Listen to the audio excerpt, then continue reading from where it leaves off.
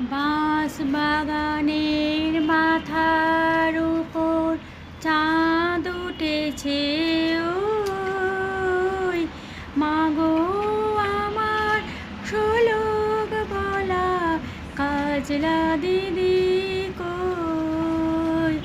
বাঁশ বাগানের মাথার উপর চাঁদ উঠেছে ওই মাগো আমার শোলক বলা কাজলা দিদি কই।